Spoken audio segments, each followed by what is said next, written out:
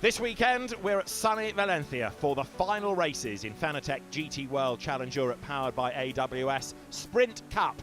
Titles to be decided. Silver has already been resolved in favour of Ulysse de Pauw and Pierre-Alexandre Jean, but the overall battle is still very much up for grabs, and the teams are set for two dramatic 60-minute races. Charles Weerts and Dries van Thor come here as the championship leaders, and they are looking for 3 sprint titles back-to-back, but they're going to be under tough opposition from Acodis ASP and its lead Mercedes. We've had to work quite a bit for it. I mean, it's obviously also the new car since this year, so we had to figure out a bit how to work with it and how to get it fast. And the Mercedes have been very strong all season. It's been not easy to beat them, but we did a few times, and I think we are where we are. I think we deserve a bit to have these points.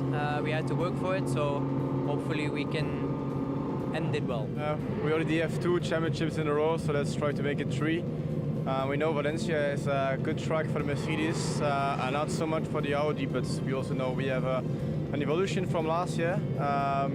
So yeah, let's see how it goes, but I believe if we can just be consistent and just score good points and just do our best, we should be in the mix. So yeah, let's see how it goes, but the goal is definitely to be champion. Yeah. 3 race wins have gone the way of Timor, Bogoslowski and Raffaele Marciello this season. Traditionally, they tend to come out on top of race 2, for which Raffaele qualifies. Key to their chances this weekend is going to be the pace of Timor Bogoslowski in the qualifying session and how close to the opposition he can stay in the opening stint of the opening race. For Raffaele Marciello then, this is an important weekend. Yeah, let's say they're quite strong Audi, and they show today like really good speed.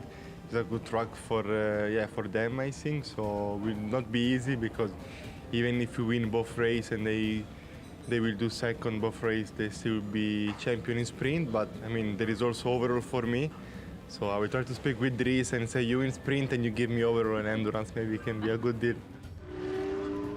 Early July, Misano Silver Cup wrapped up in favour of Pierre-Alexandre Jean and Ulysse de Pauw. That means they come here with no pressure and are looking for a second outright win of the season.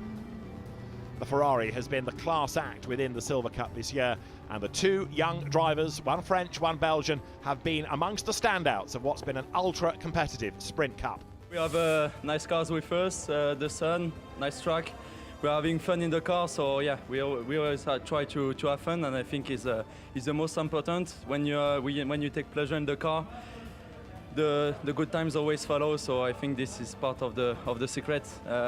Also, we won the Silver Championship, so this takes out a bit of pressure. We still play something on the overall standing, so we have to be focused and do a good job this weekend. But yeah, with the silver title, a small pressure went out going in this weekend. You don't have a lot of time to rest. As we saw today in the free practice, the lap times are pretty close, so it's going to be close tomorrow in qualifying, and it's going to be very important to start in the front. We can still hope for the 3rd place of the championship, so let's hope for a good weekend, some overall podium, a good qualifying tomorrow morning, and let's hope for a good end to the championship. Louis Machiels and Andrea Bertolini are chasing hard in Pro-Am. They are 20.5 points behind Miguel Ramos and Dean McDonald, but it's another AF Corsa Ferrari team, and success and titles have been accumulated easily over the years by Louis Machiels and Andrea Bertolini. This could be another. Still the possibility, but with Louis always we fight until the end, and yeah, it will be a special weekend one more time, and we can fight for all the championship. We're still on the battle, so it will be really tough, like all the competition and every racing weekend.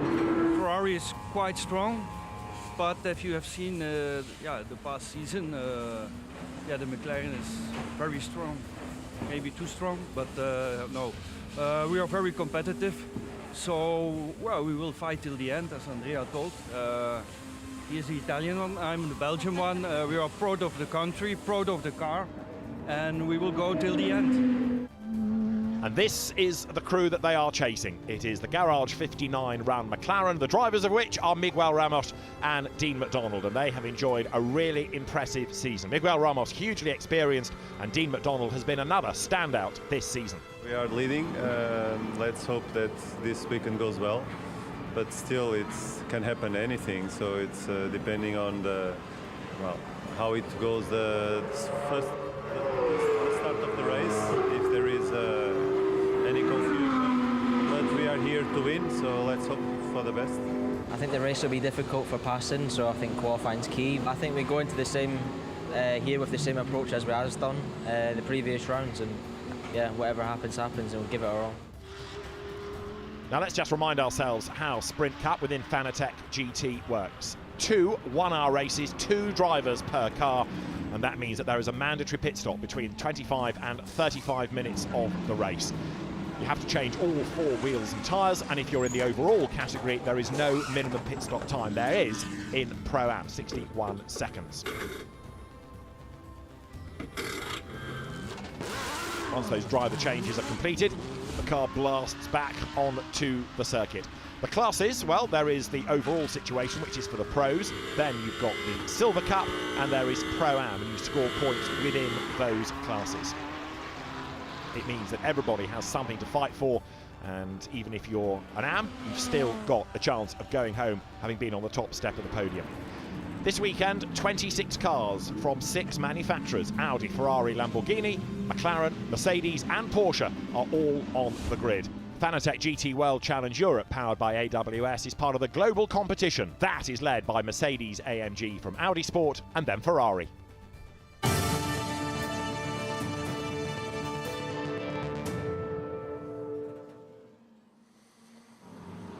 The grid is forming then as the cars make their way from the long pit lane round onto the circuit. It's not the sunniest of days, but it's dry, it's warm, and the teams are about to do battle in this penultimate 60-minute race. It could be that the championship overall is decided in this race if the number 32 Audi can outscore the Acudis ASP Mercedes by a further 6 points. They'd have moved it out of reach going into tomorrow's race. But, John Watson, anything can happen in this championship, as we saw in the endurance race 2 weeks ago at Hockenheim.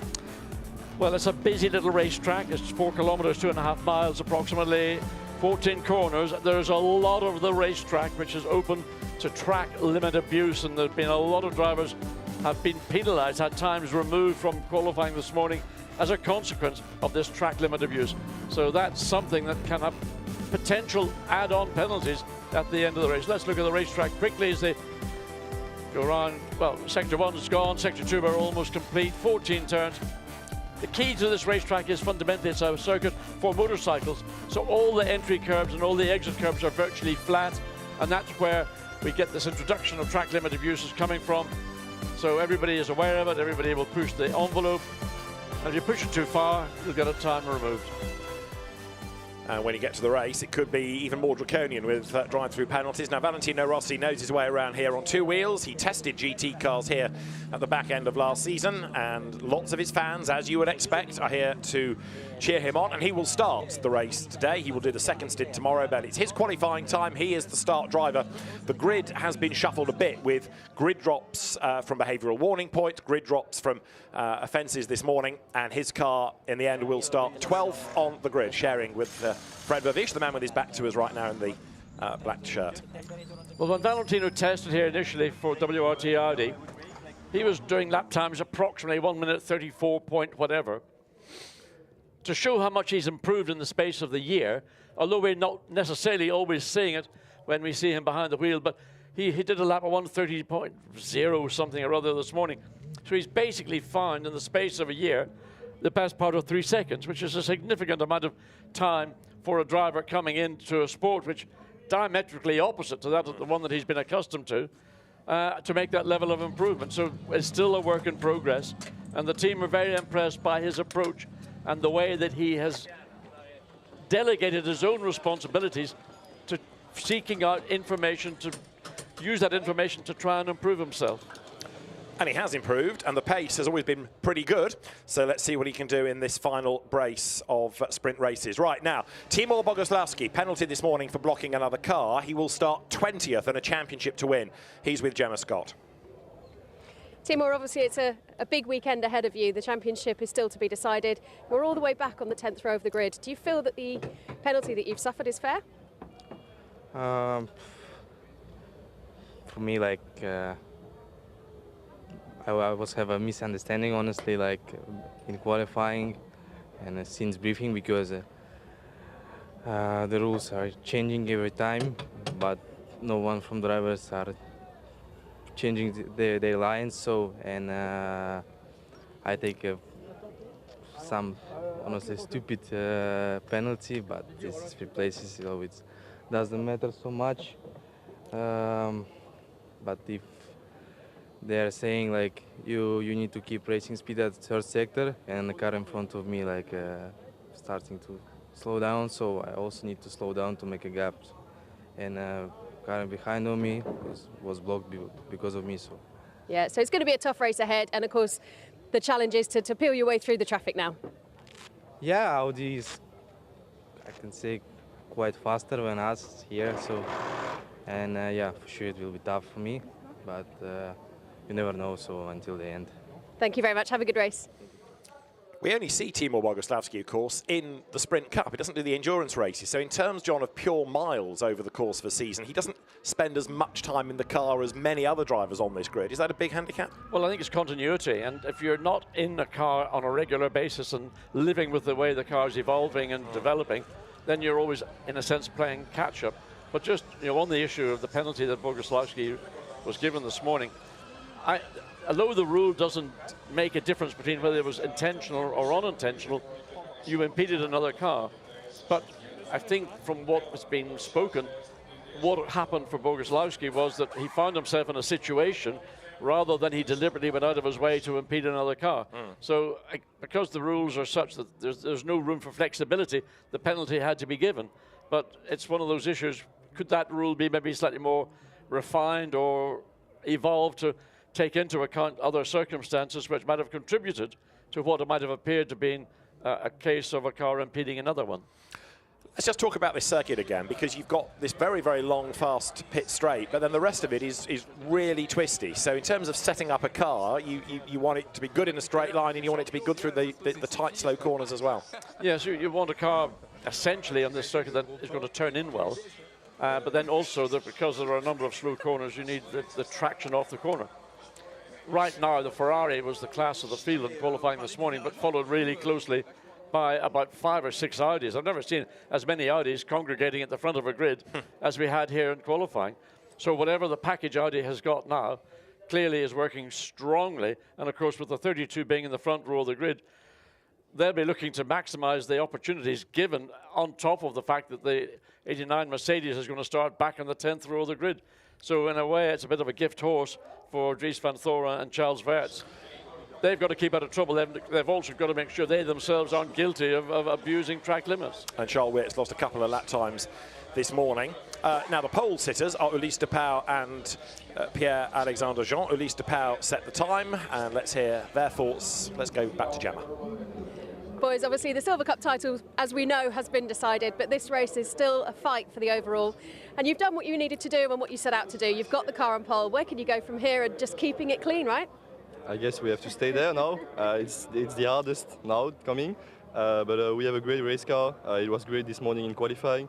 We worked very well the past 2 days over the race pace as well. So finger crossed for a clean race and the same as how we started in Brands Hatch. You've certainly shown to be a really strong pairing this year.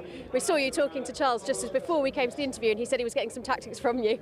Obviously, you guys have got a great relationship between you and a good friendship as well.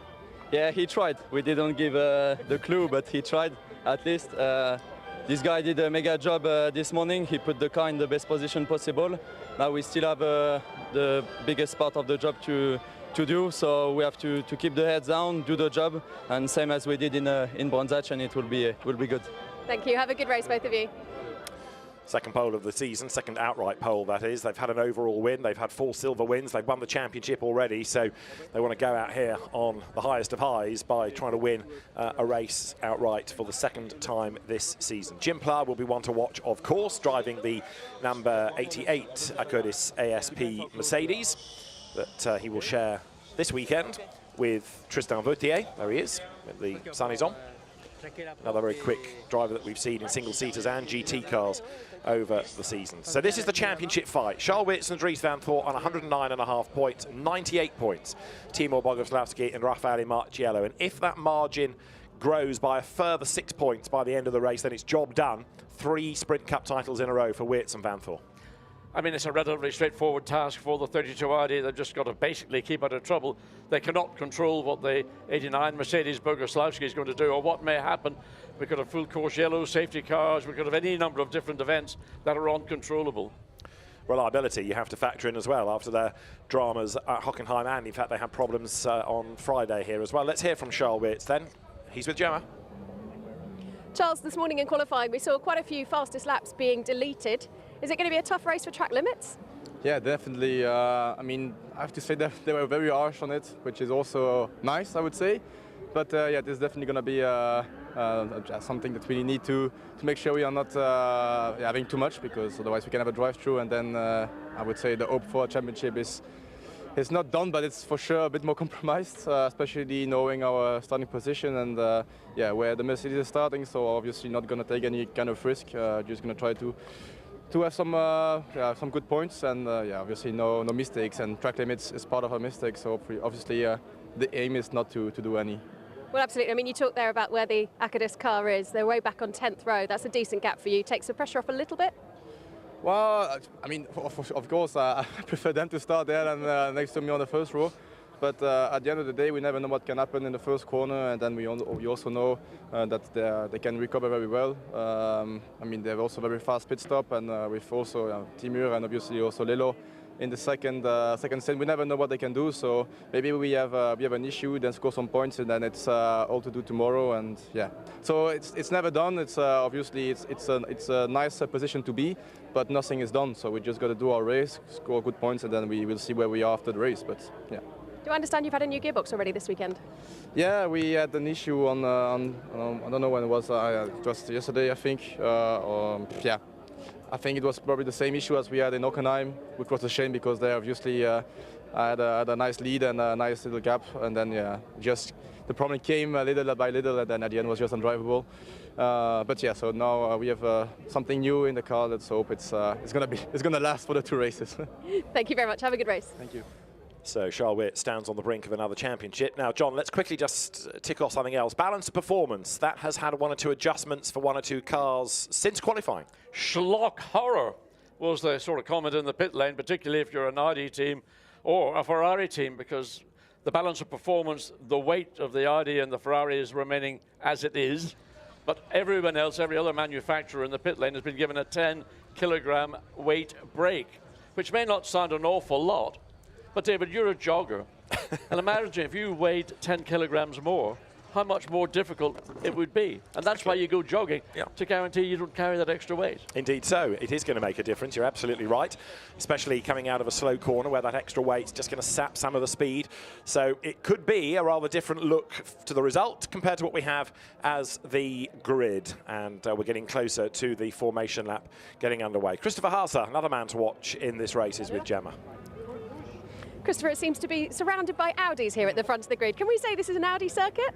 Well, so far, definitely we can say it's an Audi circuit.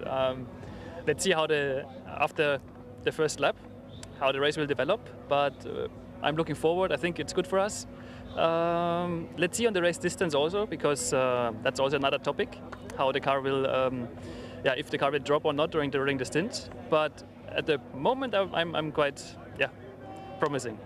It's, looking at this circuit, it seems to be quite technically demanding. It is technically. It is actually a mix out, a little bit of downforce or aero balance in turn 1 and turn 12. But on the infield, you need quite a lot of mechanical grip, let's say. And it's for the engineers definitely a difficult part to bring both together. Well, let's see what happens in the race. Thank you very much. Thank you, John. So the hugely experienced Audi driver Christopher Haase. And there is the WRT Audi. Charles Weerts at the wheel of it. Remember, the WRT Audi Association comes to an end at the end of this season. That's Yves Weert, Charles' father, and one of the key investors in WRT, making his way off the grid. So Vincent Voss's team can't win the Endurance Cup, but they can win Sprint, and they want to go out on as high as a note, John, as they possibly can. Well, what a phenomenal team it's been in conjunction with Audi over the, God knows how many years.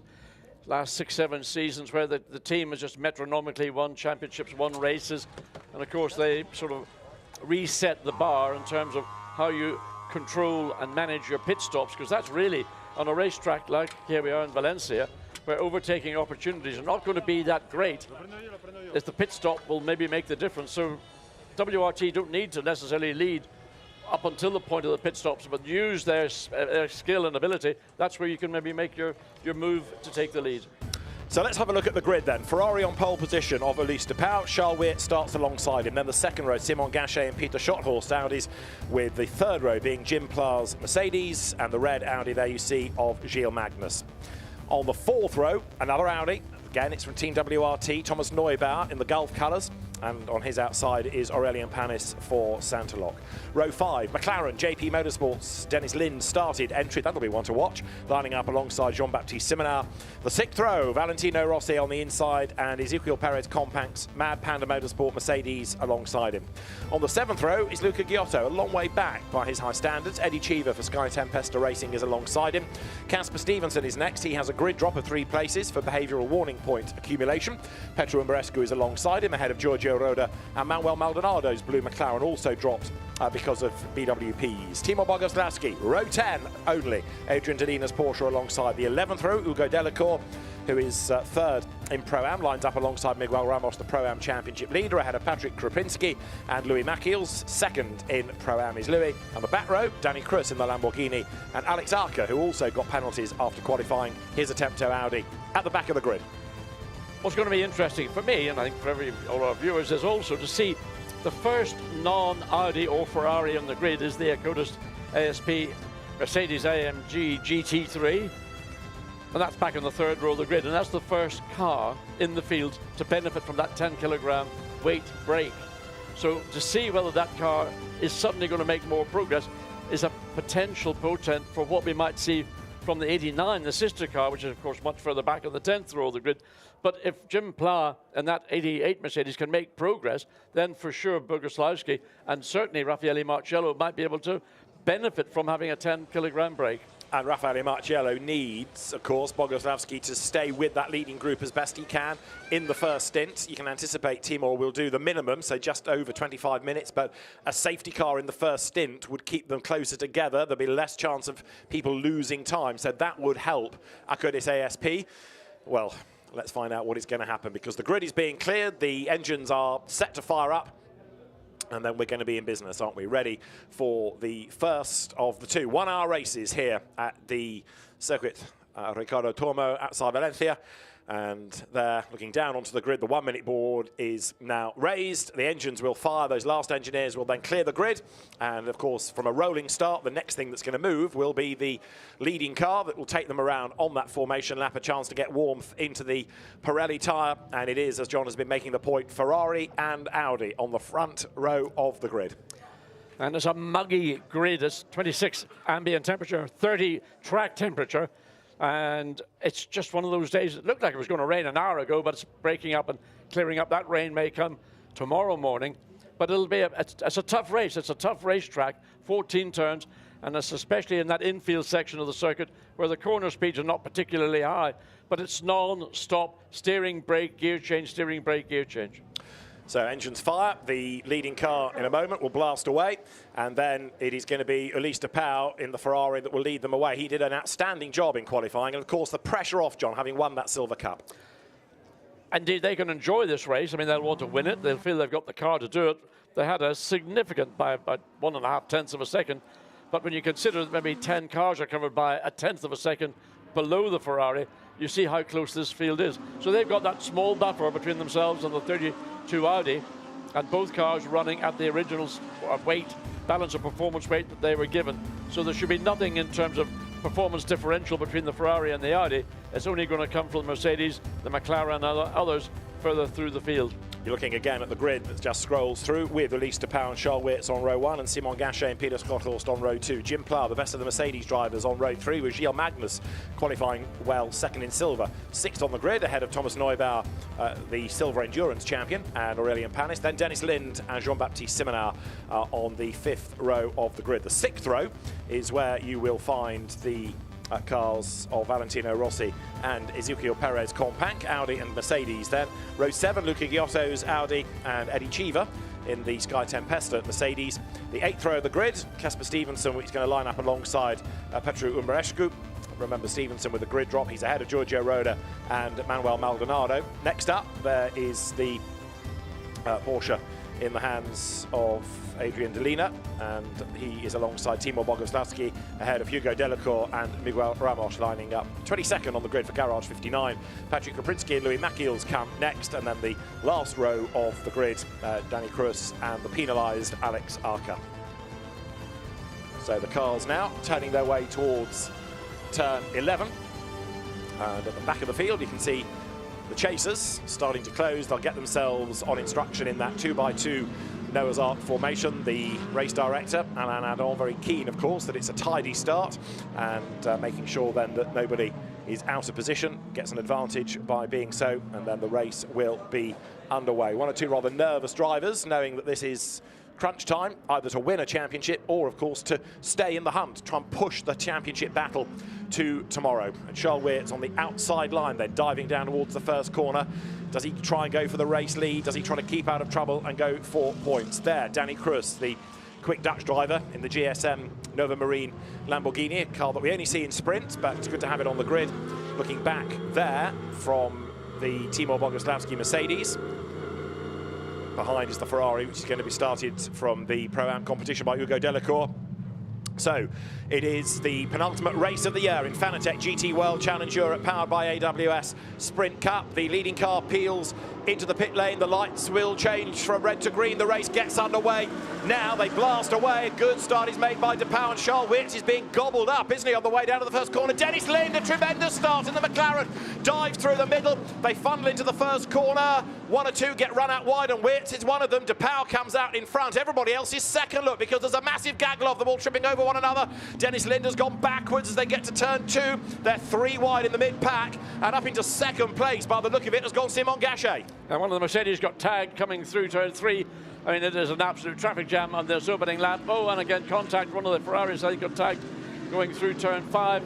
But the lead Ferrari's got that little comfortable gap to the 32 Audi, but oh, look at the, it's just mad behind. I think the car that went off was Gilles Magnus in the red Audi, in fairness, but he survived it as way out wide there. And the Mercedes, they're going to have to pay to get back in. They're going so wide, but it is up front, Ulysse de Pauw that leads the way down. This is Bogoslowski's view. He's trying to carve his way through the traffic, but it's not easy. No, and I go the long way around, coming through turn, no, it's not through turn 14, that's further in the infield. So that's just a replay of what we had seen.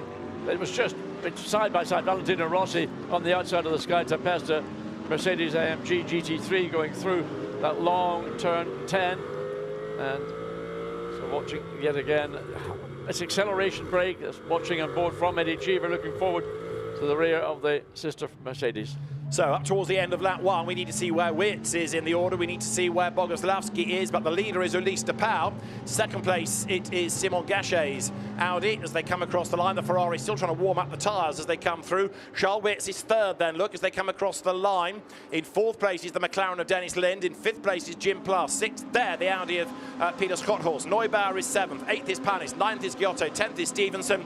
And Bogoslowski is in 16th place. Yeah, and he was almost trying to make it 15th. He couldn't quite get alongside the Audi into turn 1. So he backed out of it wisely, because any contact would be, well, would be the race and the possible championship over. That in the pit lane is Patrick Kaprinski, and we've lost Adrian Delina's Porsche. I can see it out of our window. It's facing the wrong way. It's hit the barriers heading up towards turn 12.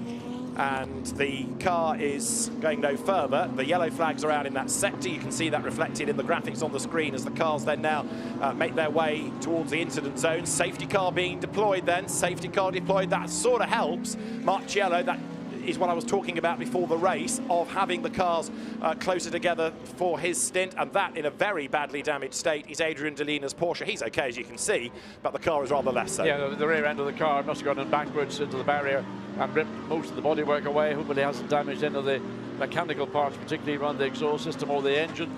So Valentino again running side by side with the Skies. Those two cars have been almost literally slides in ahead of the 93 Mercedes as he goes through turn 11 into 12, and then the sort of turn 13, which is a curve before you get to the final corner 14, which is the key corner, to then getting onto the start-finish straight. And a feeling that people are overtaking when they shouldn't there. So see the frustration from inside the cab. Right, Elise de Pauw leads at the end of the lap. The recovery vehicle is on hand to cradle away the Dynamic Motorsport Porsche, which, as you saw, is looking a bit sorry for itself. The field comes across the line. Timor Bogoslowski, can you believe it, has lost a place on that lap. So rather than going forward, he's actually dropped back into 17th position. He's going from bad to worse for him.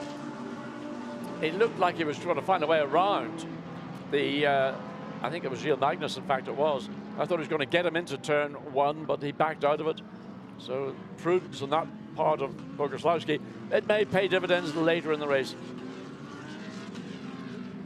So safety car on track, and Elise de Pauw leads the way then from Simon Gachet, who had a very good opening lap. That first lap was decidedly frantic, and the outcome of some of that freneticism is that we have got a damaged Porsche, bits of which are still being collected by marshals. The car is being hoiked into the air, and here, riding on board then with Charles Weerts, keeping those tyres up to temperature. Now this might show us what happened to the Porsche. What it does, it shows it goes around and charges the barrier pretty hard. Didn't see who it was that tagged the back of the 54 Porsche, but clearly it was at that balance transition from right to left. And so I thought we may be getting a view from another camera angle, but back to the safety car.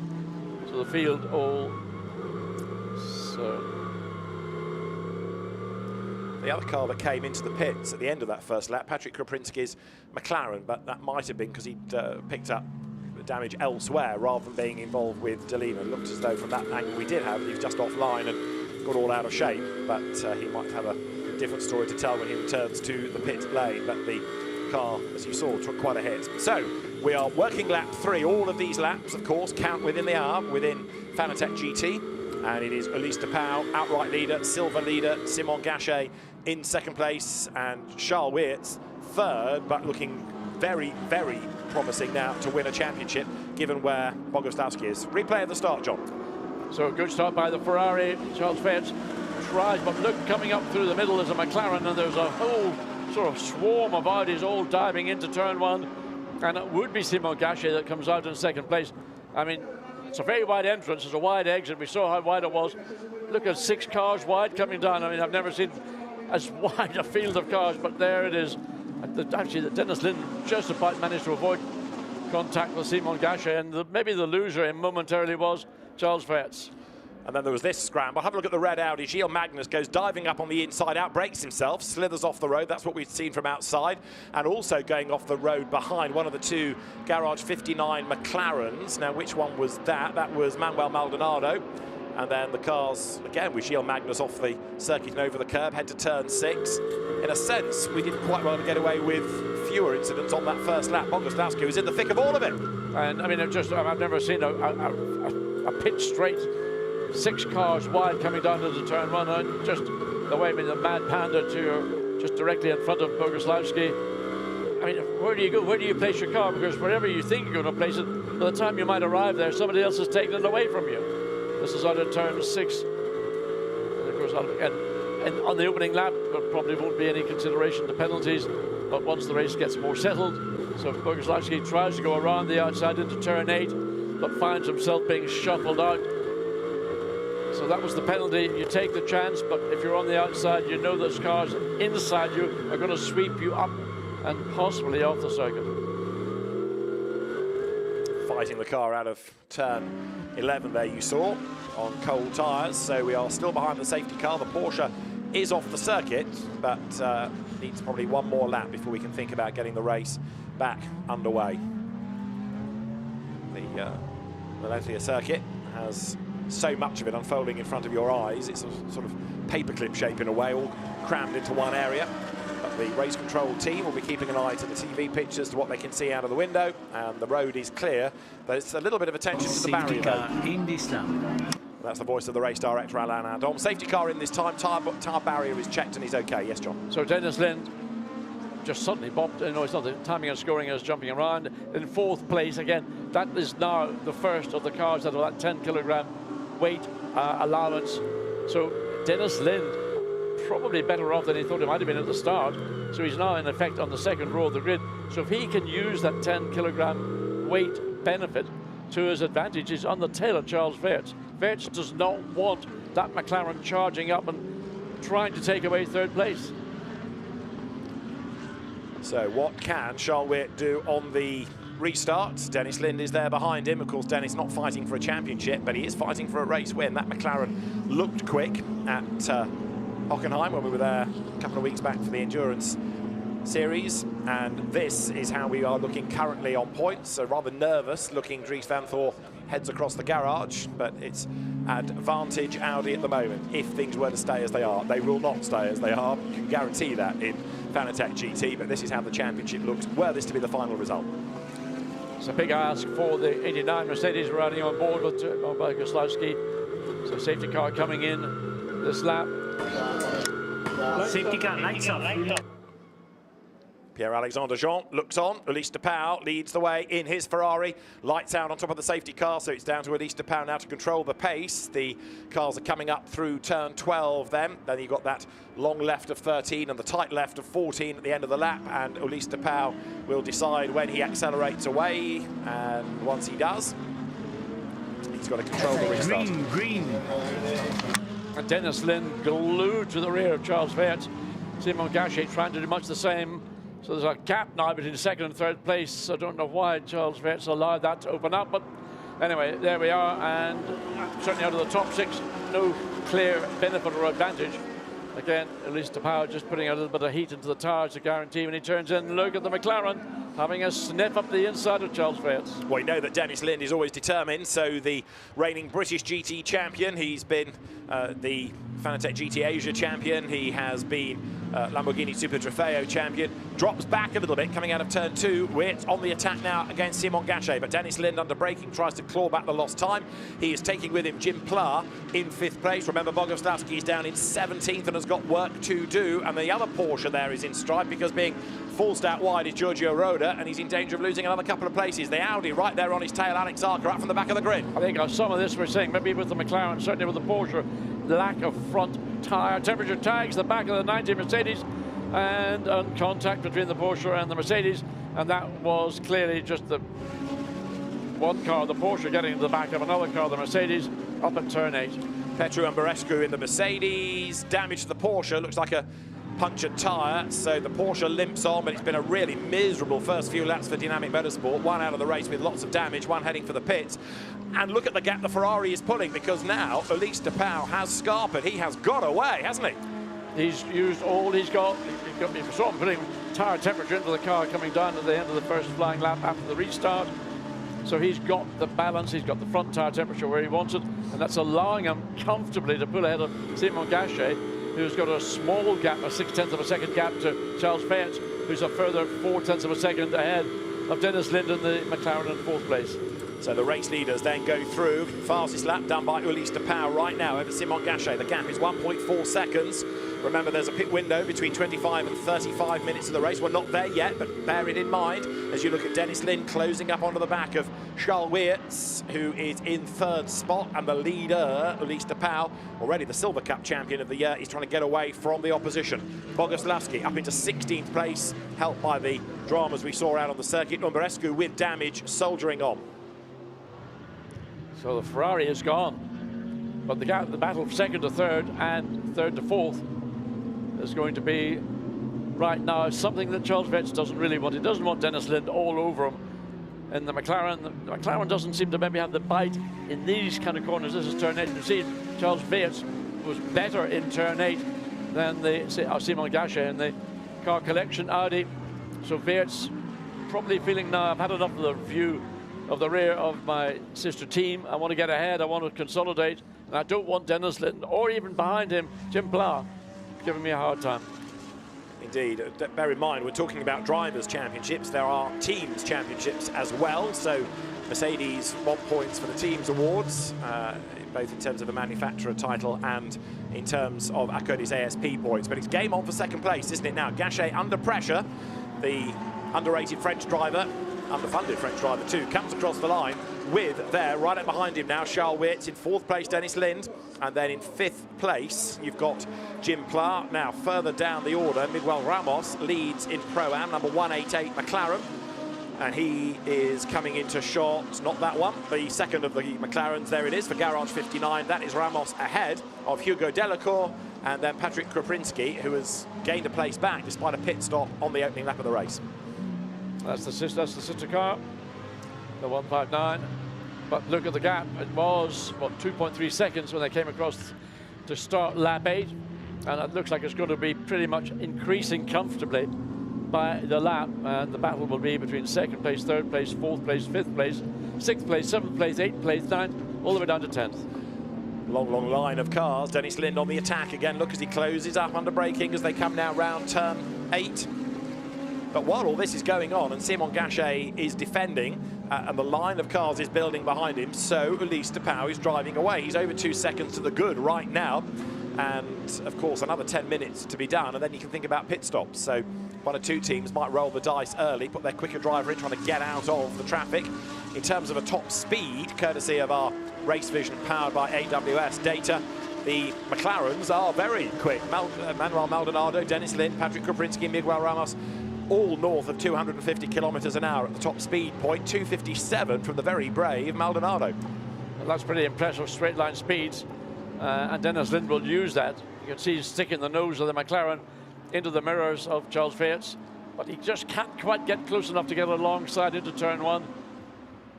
And of course, Weerts focusing mainly trying to find a way around Simon Gachet.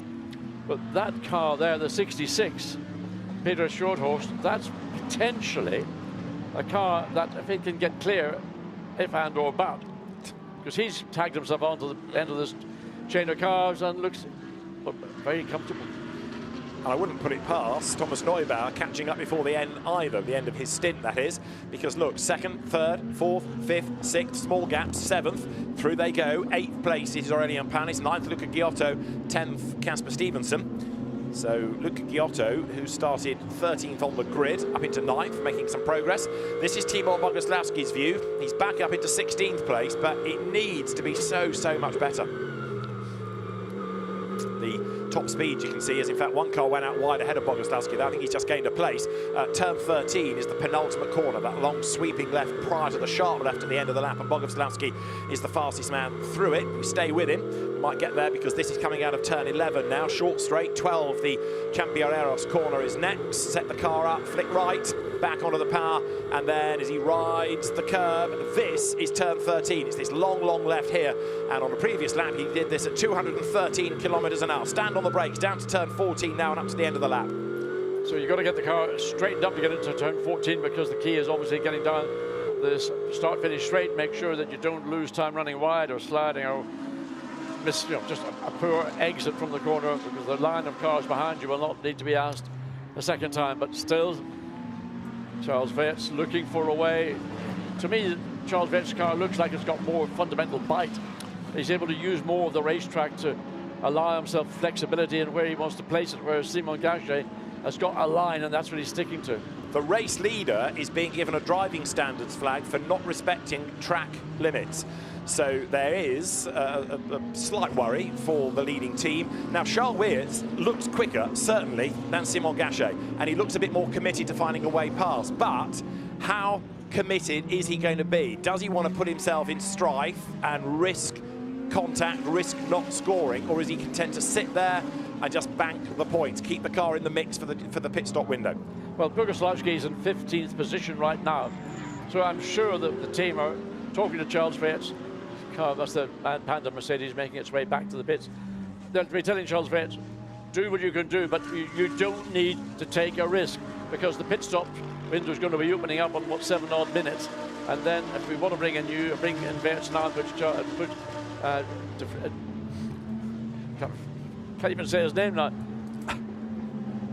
Well, there's DePauw over the line. 3 seconds to the good.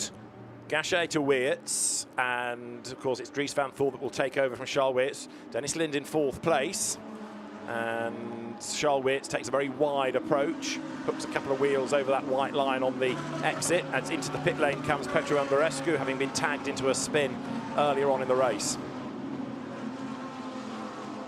So now things settling down a little bit after the dramas of the first couple of laps of the race, but it was quite a spectacle seeing cars going 3, 4, 5 wide, many of course going off the road. One of the perils of a circuit like this that has to accommodate motorbikes as well as cars is you have these very low flat curbs that are easy for cars to run over them. You've got lots of expansive runoff tarmac as well, so that's why you end up with people abusing track limits like this. But the flip side of the coin is you put lots of gravel there and people get ensnared, a bit like we saw at Spa, and you have lots of interruptions. But out of the Endurance Cup, Inception Racing driver Ollie Milroy busy watching this and on Twitter offering thoughts about runoff areas and gravel, but it's one of these problems, isn't it, of a dual-purpose circuit, John?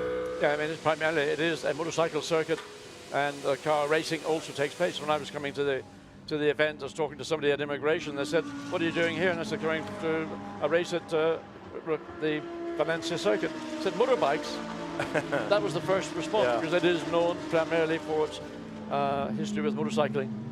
But the drivers like it because it's a challenge. You've got this long, fast section, you've got some really technical bits in the middle, that kind of paperclip idea of everything wiggling its way through the inside of the circuit. And here, coming over the timing line, Charles Weerts closing onto the back of Simon Gachet once more. The margin between them, 0.371 of a second that time as they dive into turn 1. But 4 seconds up the road is Ulysse DePauw, who's done the fastest lap of the race. Certainly, Weerts is quicker in the technical part of the racetrack. You can see how much he's closed down Simon Gachet from the point when they entered to turn 1 to where they are now coming down into turn 4. So the problem that Weerts has got is he can catch, but there's nowhere to pass around the racetrack, the infield, and then the bit of the racetrack he thinks he might have a hope. He can't quite manage to get alongside Simon Gachet. But the Ferrari is off and running. And Ulysse DePauw is doing a really impressive job. Remember, we've seen him driving this in sprint. We've seen him in an Audi in the Total Energies 24 Hours of Spa. We've seen him in a Mercedes AMG in the British GT Championship on occasion. So he has had a busy season, and underlining his versatility, he was in a Bentley a year ago. Now, on board with Weerts, his stint is coming to an end because the window will open in just over 4 minutes' time, and he's absolutely determined now to get past Gachet, who dare one say is the cork in the bottle because he's got them all queued up behind him.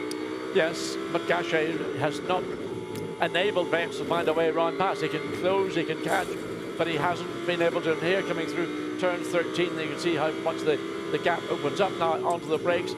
Get the car with it closed down, but here, Weerts slightly wider than Gachet that time into turn 14. And we're back to where we were 1 lap ago, 2 laps ago, 3 laps ago. The gap 2 or 3 tenths of a second as they come across the line. So through goes DePauw, and there is Simon Gachet, chased by Weerts, chased by Lind. They're getting away a little bit, aren't they, from Jim Pla.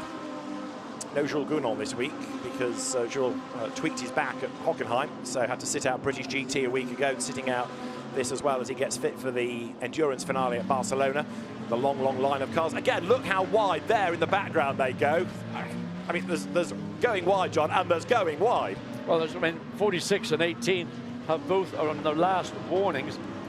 That's the GMS Marine Lamborghini and, of course, Valentino Rossi. Yeah. So all through the field, we're seeing track limit abuses. And while you say all the drivers love racing here, but how do you demarcate and stick to that demarcation to where the track ends and where you're out of bounds? And there's always that flippant answer about you put walls up, don't you? Well, they have walls for motorbikes at Macau. Anyway, that's a slightly excessive idea, perhaps. One Mercedes with a little bit of damage we call a look at. One of the Acodis ASP entries. Nose to tail here again. Gachet under attack from Weerts. Dennis Lind dropping away just a touch in the McLaren in 4th place, but Weerts really is hustling on. Remember, the second stint is going to be Dries van Thor taking on Christopher Hauser, 2 very experienced, hugely successful, very quick Audi exponents. So this battle is going to go on and on. Well, it'll be a battle between the 2 teams, the respective teams in the pit lane, because that's where, as we look, you see the top speeds into turn 1. Simon Gachet just fractionally faster or braver than Jim Pla. And there you go, 2.5 minutes of the stint to go. Charles Weerts is the 4th fastest driver, 159 kilometers an hour, and he's right there under the rear wing of Gachet. Now, we know how good WRT are on pit stops. It would be no surprise, would it, if 32 Audi jumped ahead of 11 thanks to the excellent work of the mechanics. Well, I mean, that would be my assumption. It would be unfair to say that that will happen, because the Treasure car collection team are doing an excellent job. But it's the history that WRT have with these pit stops, and they know. And Weerts has done everything he possibly can to find a way around the number 11 Audi, but sensibly hasn't taken a punt. I mean, coming into turn 8, for example, is an opportunity, but you'd have to think it's not very open. Again, how much he can close down on Simon Gachet in that sort of middle to exit of turn 8, then through 9 and 10 and 11.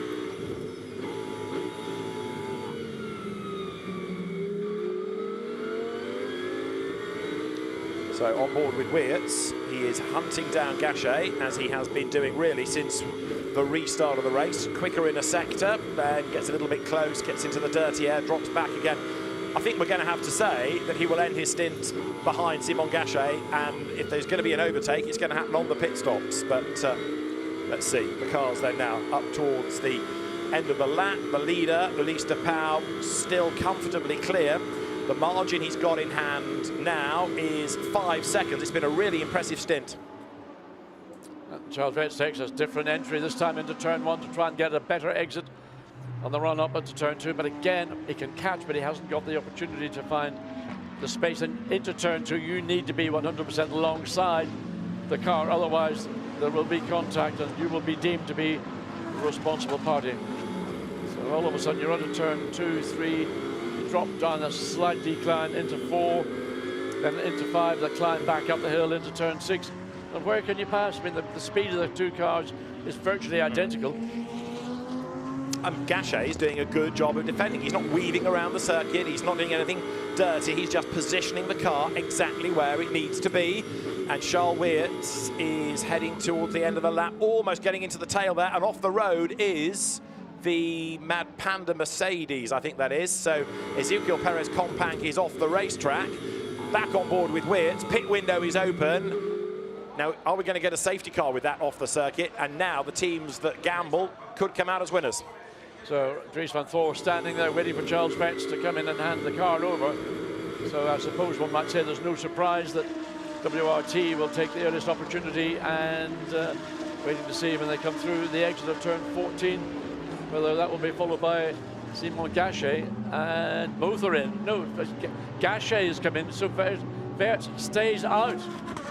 So what that has now done is give him second place, but it's also given him a clear road ahead, so he can now push to try and reduce that gap before he does pit. I wonder, was that WRT playing a joker to encourage Tress about car auction, or car collection, to bring their car in, and maybe they've sold them a dummy?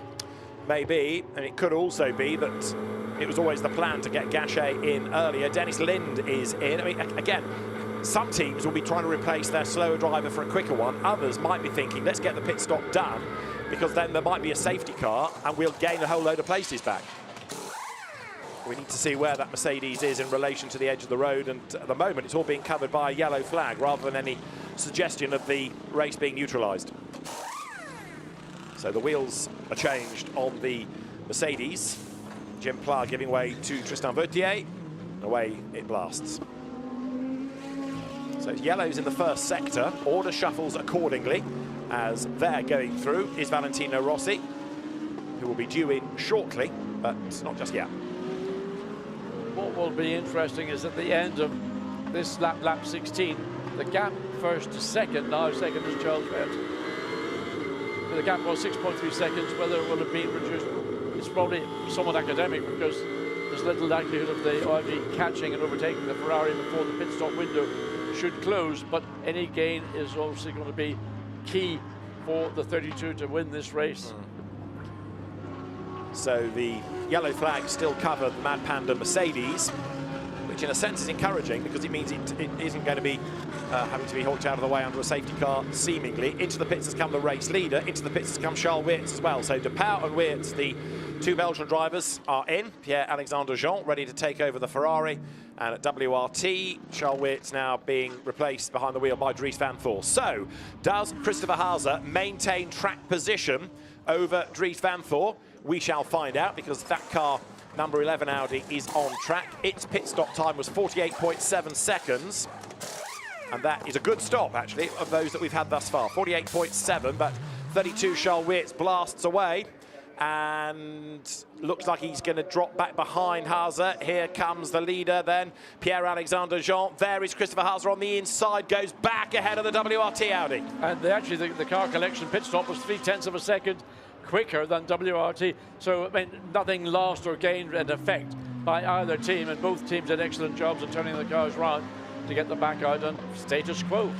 One or two of those cars running wide in the background are coming out of the pits. Others are very, very wide. So battle is on here. Look, you've got Tristan Vautier trying to keep at bay now the McLaren. Number 112, Vincent Abril at the wheel of it. They run nose to tail.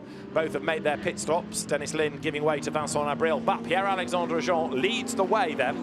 But the gap is down, isn't it? So that pit stop was a slow one, 52.9. It was a slow stop. They've still got the lead, but PAJ is going to have to go for it now and try and build up that margin again.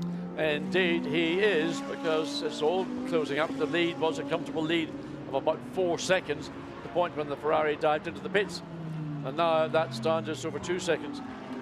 So both drivers behind the wheel, the respective drivers, got to adjust, because they did not do the qualifying. They're jumping into these cars stone cold, having not driven the car since yesterday. So they don't know how much different the car may be, if it is any at all. Raffaele Marciello, by the way, has taken over number 89 Mercedes. Now, last lap through, 20th was where the car was. He's now 17th because of pit stop, so the car is chipping its way up the order despite that little bit of damage, but it's not affecting him hugely, I don't think. But now Marciello is on as tough a mission as he's really ever been on. Race order is still shuffling with pit stops cycling through. So Marciello, and you can see the bodywork just on that rear quarter just flapping away. I don't think it's going to be a particular problem. It may end up, in fact, detaching from the car, but clearly Marciello has got the momentum and he knows what he's got to do, but unfortunately out of position relative to where one would assume that 89 car to be.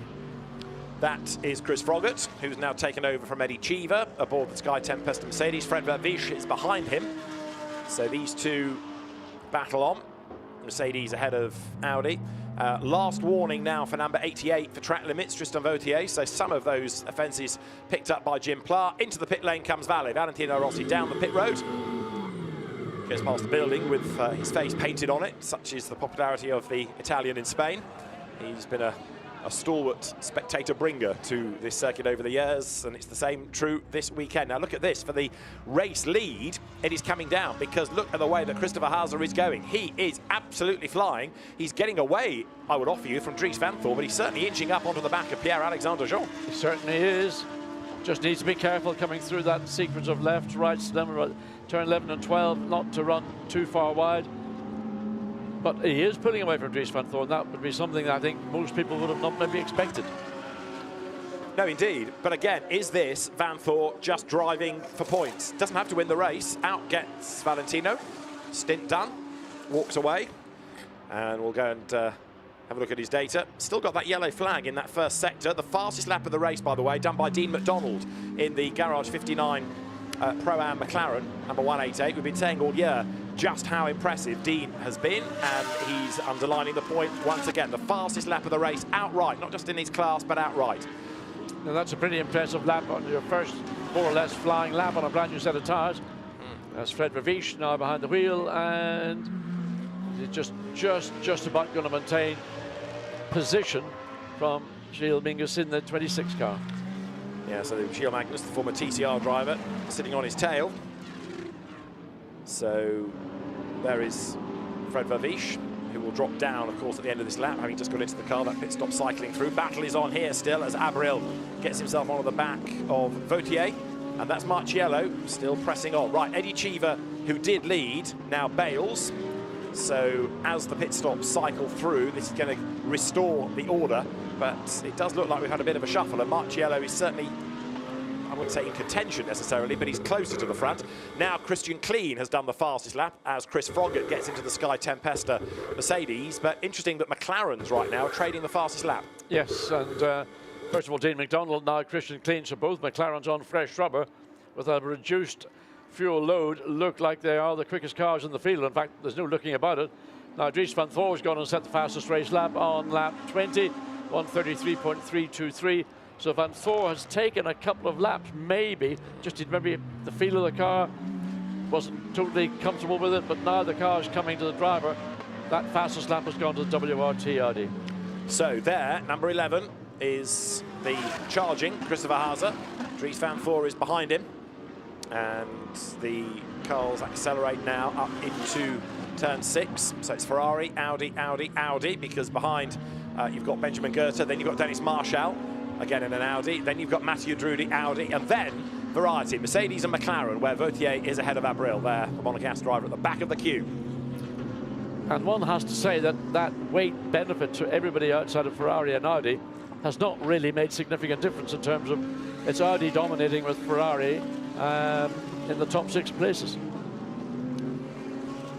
Timor Bogoslowski looks on, and in terms of pit stop times, number 93, 48 seconds for the Sky Tempesta Mercedes. Others have done 47s, others have been slower, like the Ferrari, number 53, that did a 52-second stop. So a real mix of pit stop times there, one or two just giving away a fraction of time, like a tenth, others giving away full seconds. But as John rightly says, Dries van Thor now the fastest man on the circuit. You're riding with Lello, with Raffaele Marchiello, and he in turn is now getting himself onto the back of Patrick Niederhauser, I should say, and of Thomas Drouet, version Mr. 1. So Mercedes, an Audi, and then another Mercedes. So Marchiello then comes across the line in 12th place. That's going to be 11th because Danny Cruz has just pitted.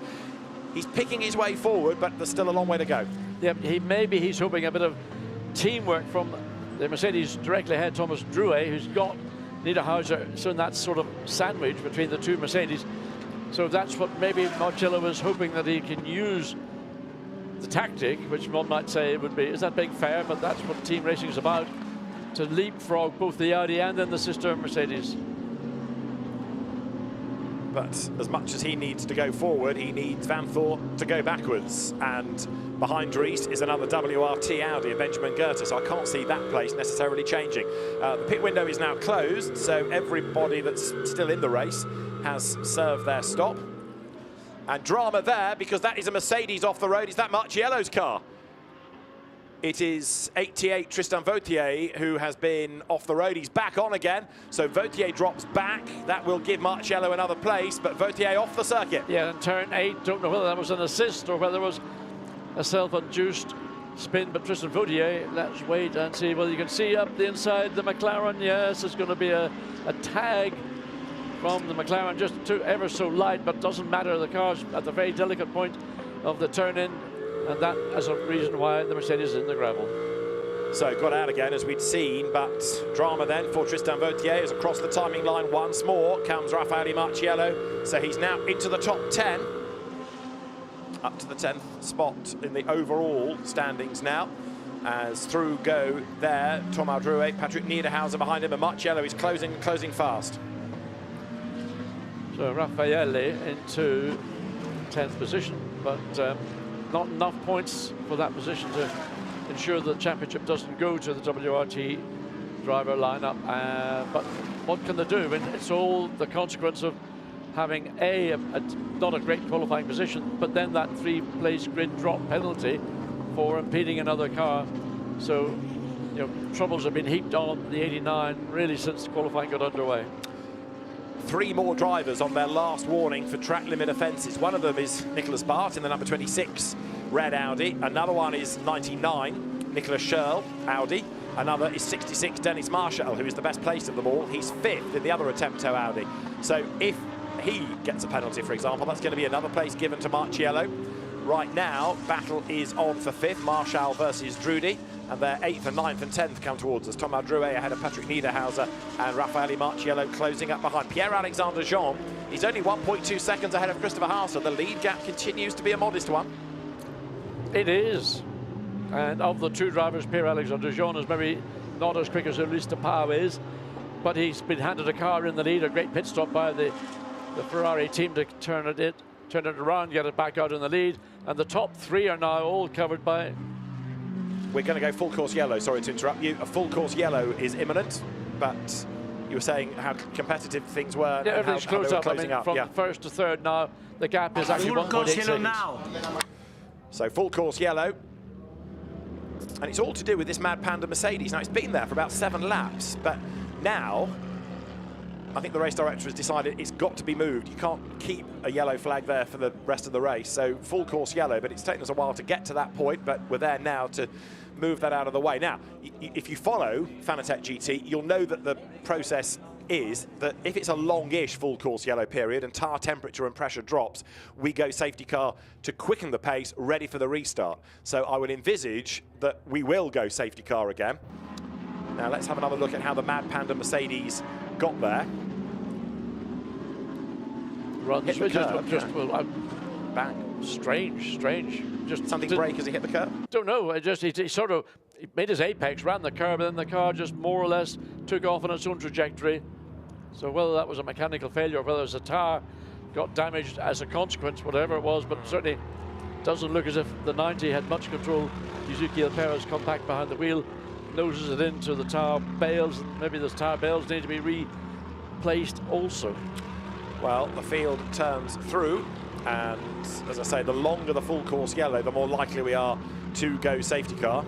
This is Raffaele Marciello's view. Now, to a degree, this might help him because it bunches up the field, but it doesn't help him because it reduces the number of racing laps. It's another trade-off. Right now, it's looking good for WRT, isn't it? Yeah, I mean, they're in a very comfortable position. They don't need to finish second or win the race. They just need to stay sufficiently far ahead of the 89 Mercedes AMG Gt3. As we see, Dries van Thor. So no doubt he will be on his toes when we get back to green flag racing, and undoubtedly Christopher Haase will know exactly what to expect from Dries van Thor when we go green flag racing. Now, if the number 32 Audi stays third, Raffaele Marciello has got to get 6th in order to keep the championship alive. And right now, he's 10th.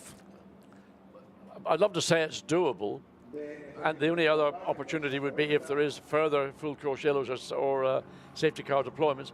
But right now, running in 10th place, I think it's going to be very difficult to see how Marciello, even Marciello, could drag the 89 Mercedes up into 6th place. So the cars now go safety car.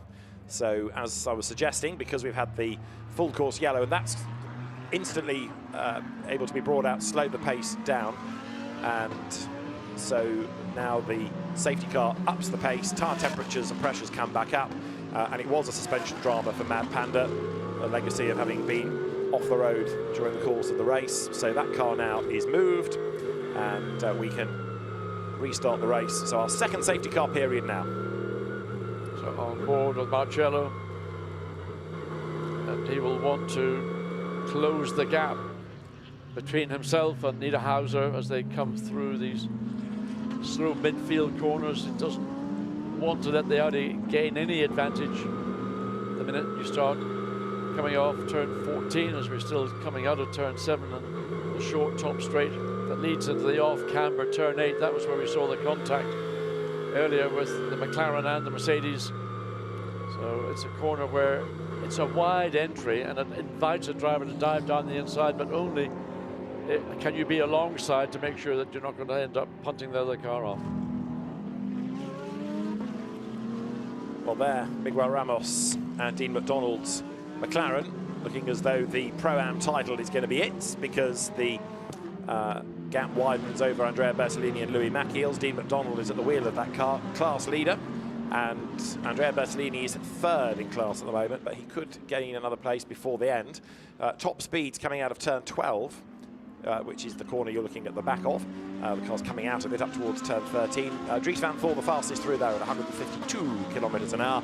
from Christopher Hauser, then Tristan Vautier, Fred Verviche, Patrick Niederhauser. So that's an Audi segment of the circuit. Yes, I mean, a lot of the segments of the circuit have been very much Audi favoured. So still behind the safety car, no indication that we're going to see the safety car return to the pit lane. Safety car in this lap, Oh, safety car in this lap. So once more they will circulate, speed increasing, and the safety car will dive into the pits. And then Pierre-Alexandre Jean, whose lead has come right down, of course, to Christopher Hauser, is going to try and build it back up again. Now, Raffaele Marciello, his first target is Patrick Niederhauser. Good luck with that, because we know how quick Niederhauser is. I mean, it looks awful. Whatever way you look at it for Raffaele Marciello, it doesn't look great. No, he needs dramas to befall Vanthor, really. If he can't gain places, he needs Vanthor to lose places. Well, what he needs is the top three to take each other off in turn one at the restart. But that's a wish and a hope, I think, even beyond the likelihood of it ever occurring.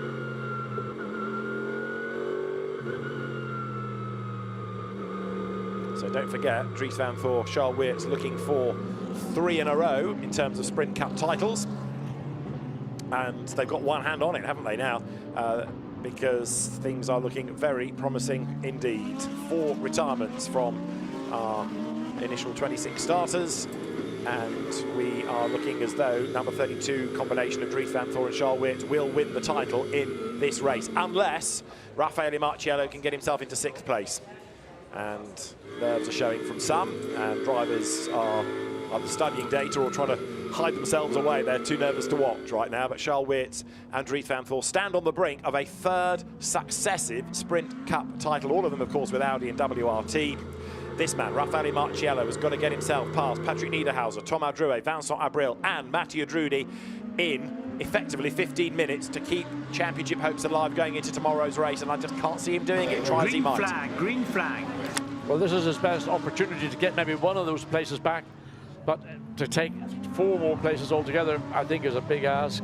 We've only got 15.5 minutes of this race remaining, and in spite of the brilliance of Marciello, I just don't think it's going to happen.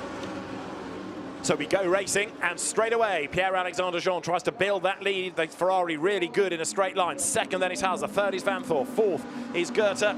And there, Niederhauser and Marciello go through turn 1 absolutely together, riding on board with Raffaele Marciello. Patrick Niederhauser defends. Lello goes to the outside line, dives up towards turn 2, gets run out wide. The Audi comes back at him on the inside. Marciello has got to throw everything at this. He's got 15 minutes in which to keep alive his championship hopes, and he's in danger of losing a place now, because there, Christopher Mies has a go at him. So it gets through, and that was, you know, it started all on the way up into turn 2. So 1 position gained by Marciello. And Christopher Mies, well, not much he could do about it. He defended in turn 2, but inevitably Marciello, a force to be reckoned with. And wow, what's that McLaren doing out there? Anyway, so there we see now 89 into 9th position. Indeed, so Marciello hustles on, tries for all he's worth to gain ground before the end of the race. Dries Vanthor is still there in 3rd. WRT will be telling him over the radio, just sit tight. Done what you need to do.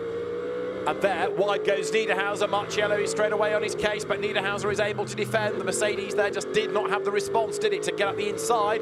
Now, heading towards turn 13, he needs to try to dive to the inside. He's right there on the back of Niederhauser, who covers off the inside line. There's no way through for Marciello. No, but it'll be the exit, because needed to go defensive. But again, he's recovered sufficiently to keep the Mercedes behind. So good defensive driving from the Audi. And he's enjoying something. I don't know whether it was that little battle with the 89 and the Audi, but certainly that will. I think he's enjoying watching Marciello's travails, really, because he knows that Raffaele, good as he is, can't find a way through. Bit of contact in the background there. We had Cedric Sprazioli bouncing off Christian Kleen. Now, what's happened to Dean McDonald in 188? Because the Pro-Am leader has dropped to last in class. So we've had dramas on that previous lap. Cedric Sprazioli's Ferrari now leads Pro-Am with Christian Kleen alongside him. But Dean McDonald, who was leading, has fallen to last in Pro-Am on that restart lap. And there it is. And there's drama, even more drama, because that's involved Andrea Bertolini as well. Oh dear, oh dear. So contact coming. Let's watch and see what happens. Where's the So the field pours through. Good thing they're coming to start. There they are now. Well, the Ferrari and the McLaren side by side. They touch. It almost looked like they just spun in sympathy. If there was a touch, it was a very light touch, but it's difficult to see. There was certainly air between some parts of the car. Louis Macchio, as you saw there, striding through the garage. So the drama continues, but for Marciello, it's not helping him. And the race has got 12.5 minutes to go. So there is number 89 Mercedes, Marciello on the back of Patrick Niederhauser. And down towards turn 14 comes the Acodis ASP Mercedes. Up now towards the timing line they come, but Marciello is running out of ideas now, never mind running out of time. Well, he's caught on a line of cars. He's got performance around some parts of the lap, but the part of the circuit where you need that performance is here into turn 1, and nothing he can do. They can make a move up the inside if that's counted, then go around the outside, but again, it's Niederhauser's not going to offer up a free pass to Raffaele Marciello. And at the head of that queue is Thomas Drouet in the Silver Cup Mercedes. So Marciello needs somehow to wriggle through the pack. So as the cars now swing from turn 6 up towards the turn 7 left-hand kink, the Curva de la Afición. It's still Audi versus Mercedes. Marciello again thinks about the inside line, closes under braking, but by the time he's closed into the corner has turned Niederhauser and that gap has disappeared. 11 minutes and change on the clock. So again, Marciello pushing all the way, but this sequence of 4 corners, they all blend into one another. There's not really any opportunity to find a way through, and before you know it, you're coming back on the return leg into sector 3. So you got the right, then the quick left, then into turn 12, 13's coming up, and then back to turn 14. And you can see the gap between the Audi and the Mercedes. So Marciello stays wide coming in to try and get the slightly different exit line. And I mean, more or less exactly as they were a lap ago. So through goes Pierre-Alexandre Jean, maintaining this gap. It might not be a big gap, but he's maintained it over Christopher Haase. Dries van Thor then just staying out of trouble. All he has to do now is drive around for 10.5 minutes and he's a champion with Charles Weerts for the 3rd season in a row in Sprint Cup. Benjamin Goethe doing a really good job in 4th. And there, Marciello is on the attack. He's under attack as well. Niederhauser ahead, Mies behind. The Mercedes absolutely stuck amidst the Audis. Yep, and not much more one can say. Marciello's done all he could do. Bogoslowski did what he could do during his stint, but unfortunately everything was compromised. And so again runs wide. So Marciello coming out of turn 5, then turn 6, then through 7, then the short run down to the potential overtaking, but no, look at the gap between the Audi directly ahead, Niederhauser. Nothing for Marciello to even to consider, just got to be careful that he doesn't open up an opportunity for Christopher Mies to slide back through again. And part of the problem that he's got in all of this, of course, is that all of these pro drivers run at such a high level, so they barely make mistakes. There's not really much to choose, maybe a few hundreds here and there, but they are at the top of their game. It's not that Marciello is demonstrably quicker than a whole host of drivers, so he really does have to fight his way through. There is Vincent Abril in the McLaren, down in 7th place now. Mathieu Drudy having got up and passed him. And we're into the final 10 minutes of the race, with Dries van Thor having done that fastest lap, getting a bit closer, it seems. Look to Christopher Haase as they come across the line. 0.389 of a second the margin, that's all. Certainly this time the gap has reduced visually, as well as on timing and scoring.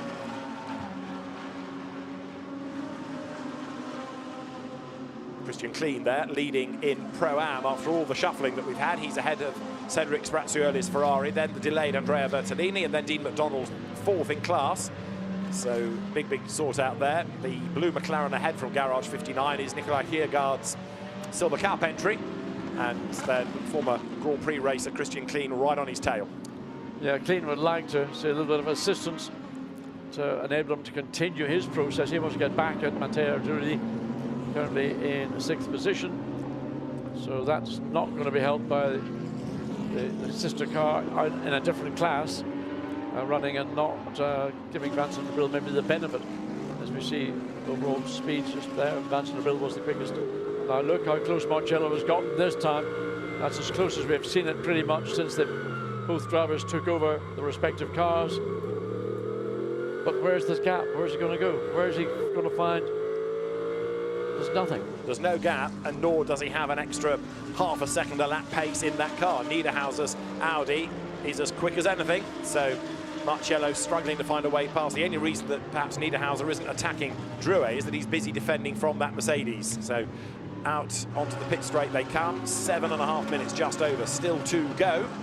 And Pierre-Alexandre Jean leading by 0.6, but the leading 3 are now covered by just 1.2 seconds. So Vanthoor is still pushing Haaser, and Haaser in turn therefore is pushing on to try to close on the Ferrari. But it is that Silver Cup car leading outright and looking for a second overall win of the year.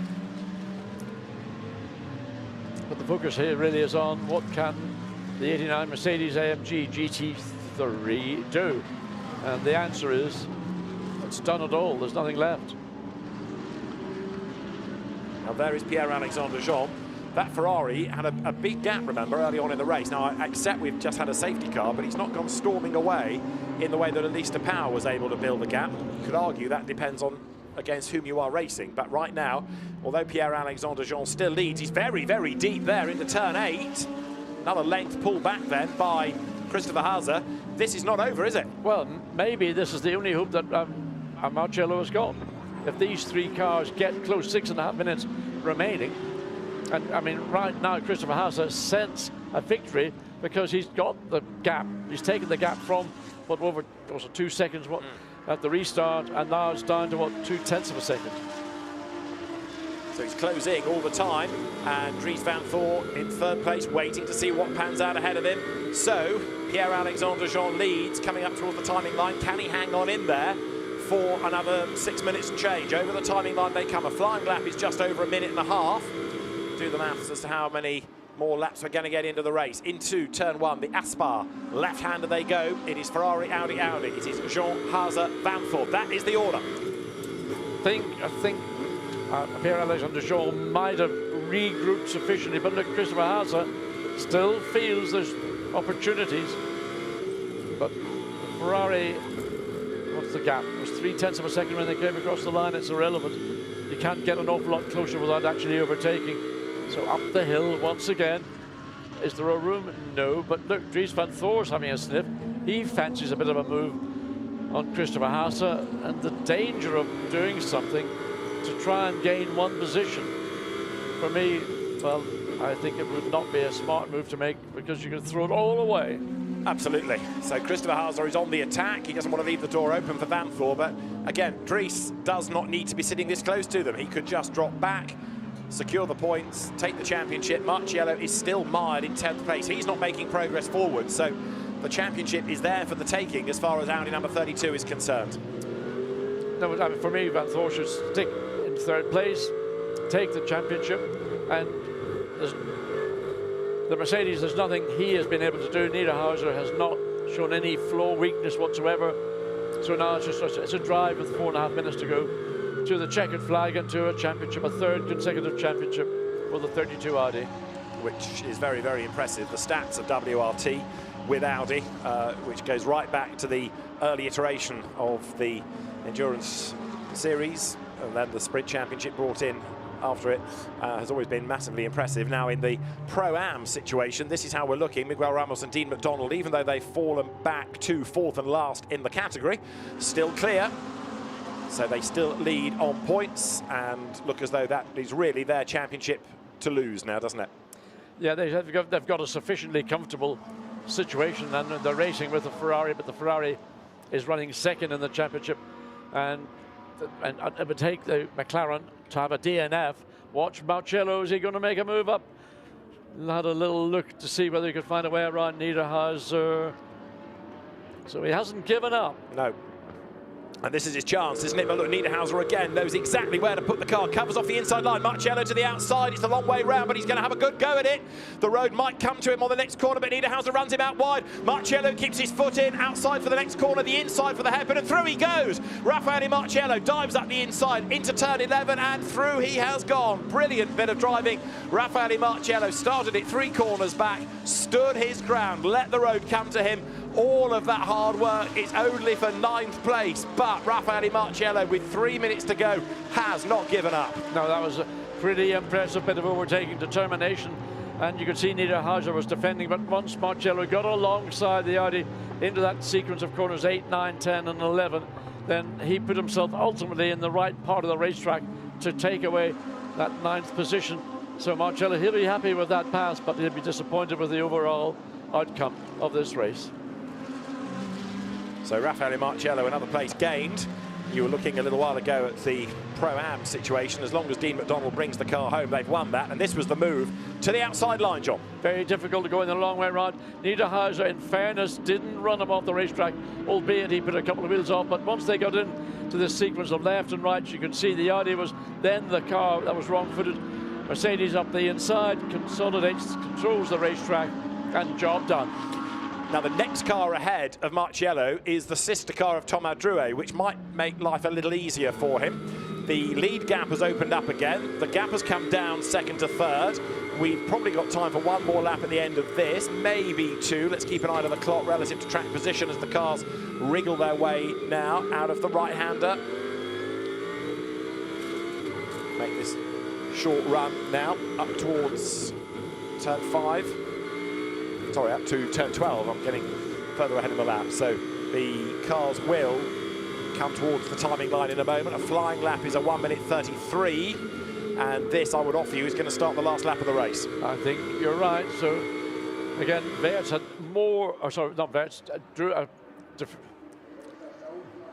van Thor. Dries van Thor had more bite, enabling him to get that position, but not to gain enough off the corner.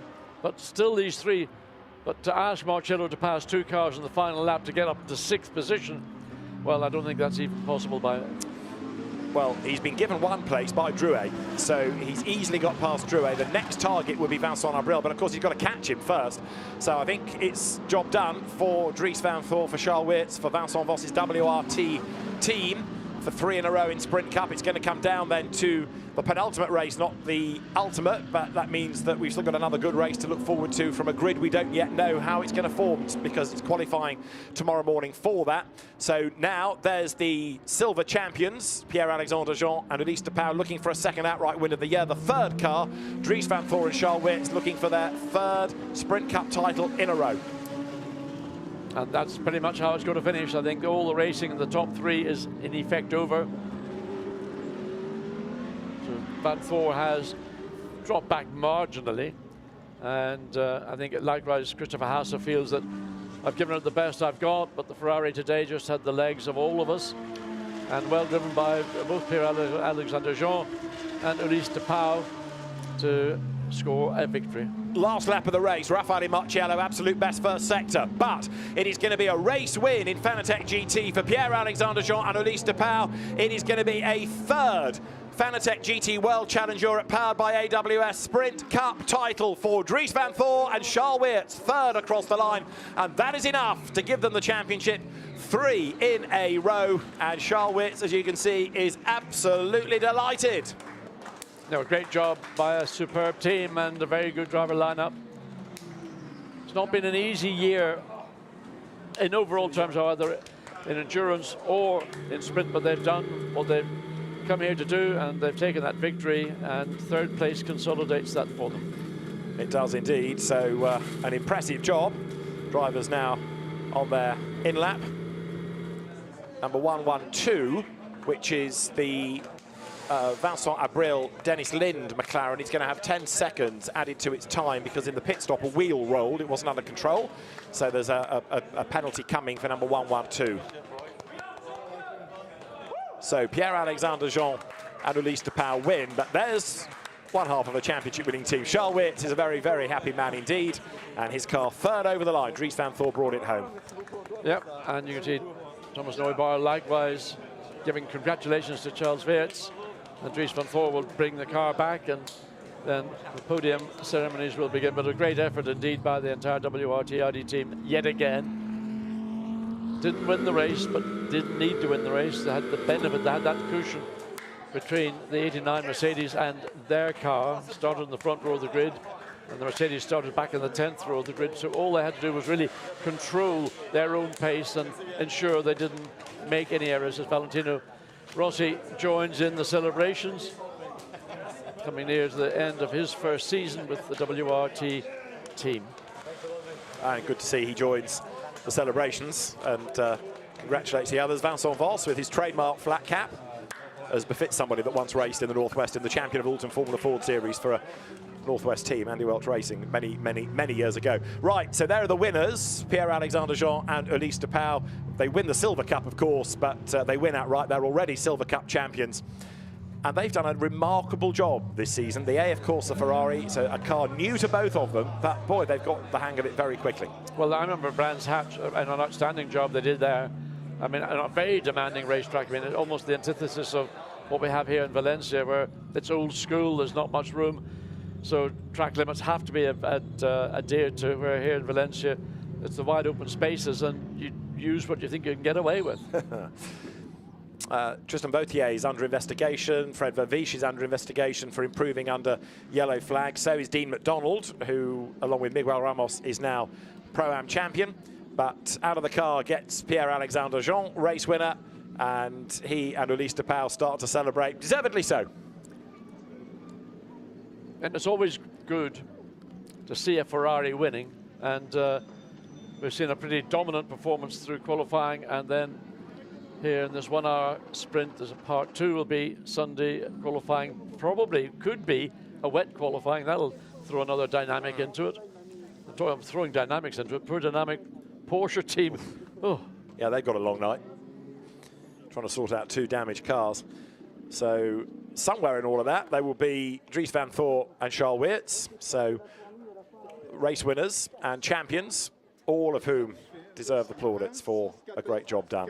So we now know Pro-Am, we know Silver, we know the overall situation. It means that we don't have championships to worry about tomorrow. We can just sit and enjoy what should be a really good race. But let's first of all hear from Ulysse de Pauw and Pierre-Alexandre Jean, race winners at Valencia, and they are with Gemma.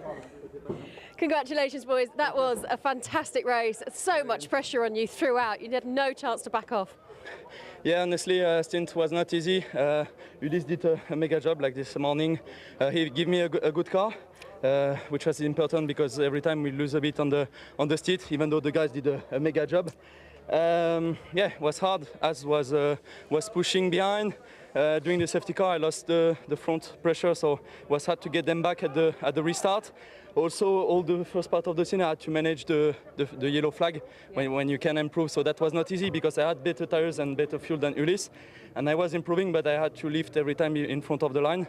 And also, last warning at the end was not easy to manage, but at the end it finished positively with the win. So very happy. Thank you to AF Corsa, Ulysse, my sponsors, and everybody. Congratulations, well done. And Ulysse, a quick word from you as well, of course. We saw the elation on your face right at the end there. It's just amazing. It's the reward of a big season. We showed so much consistency. We started off with a win and a pole, and we kind of ended off with a pole and a win again at the overall with the Silver Crew. So it's just amazing. Thank you to everyone. It feels great, and now we have to try to do the same tomorrow. Absolutely. Well done once again. Thank you.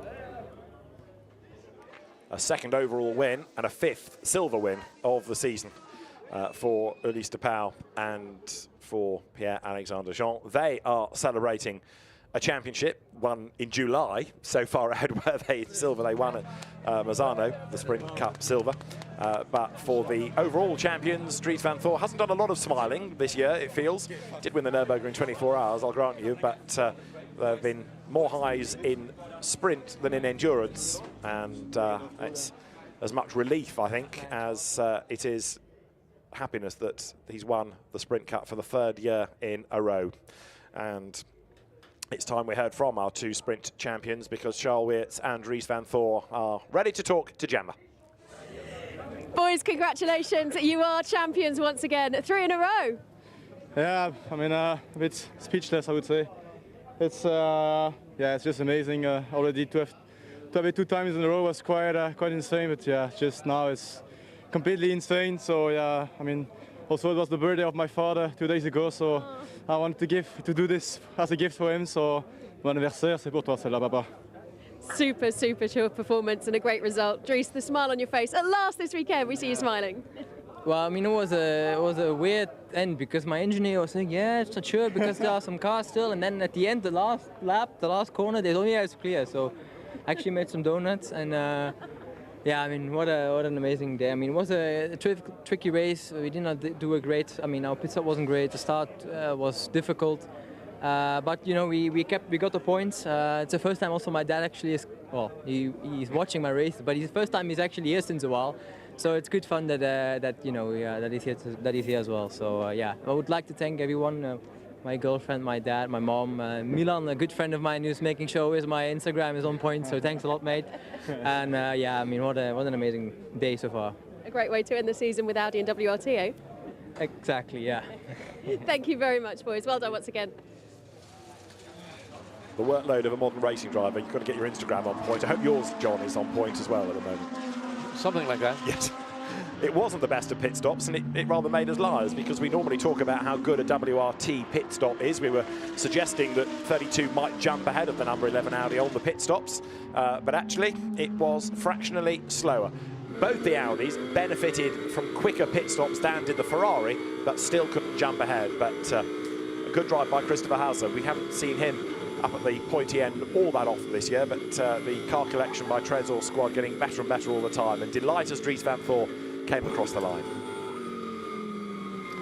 So he celebrated right at the end of the lap, and for the third year in a row, victory donuts for Dries Van Voor. Hope he hasn't hurt the gearbox in the process. I know that's sort of a bit putting a downer on somebody showing a bit of exuberance, but gearboxes don't really enjoy that. Now, if that gearbox is going to do another qualifying in the morning and another hour race, hopefully it'll stand up to it. Watch this space. Let's look at the results. A win for Pierre-Alexandre Jean and Ulysse de Pauw. Simon Gachet and Christopher Hauser second, and third, the champions, Charles Weerts and Dries Van Voor. Thomas Neubauer fourth with Benjamin Goethe, ahead of Peter Schockhorst and Dennis Marshall. Luca Giotto sixth, ahead of Matthew Drudy.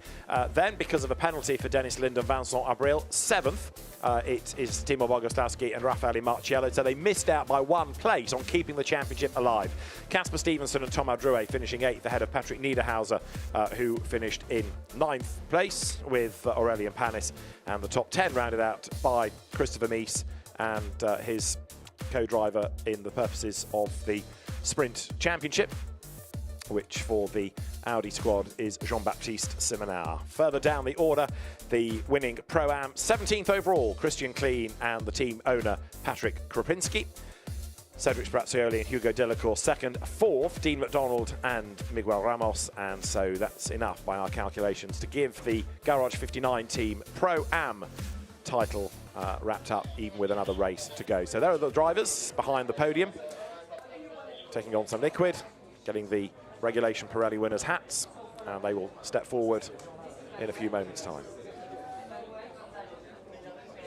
So in a sense, John, it's a shame we don't have the championships going down to the wire tomorrow, but we've still got a really good race to look forward to, especially as we haven't got a clue what the grid's going to look like. No, well, I mean, we will have, if you like, in some cases, the pro or the more professional drivers doing the qualifying. And in the case of the 89 Mercedes, you'd expect to see Raffaele Marciello much, much further up the grid for Mercedes than we saw today. I mean, just the Audis swamped, apart from the Ferrari, swamped the front 3 rows of the grid. Charles Weerts, Dries Van Voor then are champions. Timor Bogoslowski, Raffaele Marciello second. And then the fight's on for third. That'll go down to the wire tomorrow because Ulysse de Pauw and Pierre-Alexandre Jean are just ahead of Simon Gachet and Christopher Hauser. So drivers are called forward, and for third place in the race, but our new champions, Dries Van Voor and Charles Weerts, step onto the podium. For second place, Simon Gachet, good first stint by him, and Christopher Hauser. It's Audi 3, Audi 2, Ferrari 1, as the race winners are Pierre-Alexandre Jean and Ulysse de Pauw. The Ferrari 488 GT3 Evo, run by AF Corsa, wins at Valencia.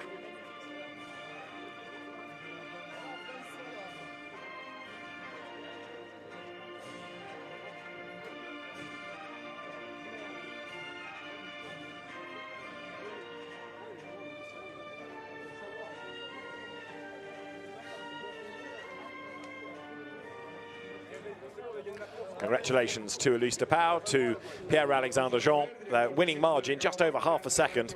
Simon Gachet, great stint by him, and he will, in a few moments' time, receive his second-place trophy as Gonzalo Gurbert, the circuit director of this circuit just outside Valencia, steps forward to hand over the trophies then to Dries van Voor and Charles Weerts for third place. Then for second place, Christopher Haase and Simon Gachet receive theirs from Steve Rouse from Pirelli, of course the tyre supplier for Fanatec GT, and then on the top step of the podium are the AF Corsa drivers. The team is represented on the podium as well, so the team's trophy is presented as Manuel Ivino, the RFEDA president, steps forward to give the winners' trophies to Pierre-Alexandre Jean and now to Ulysse Depau.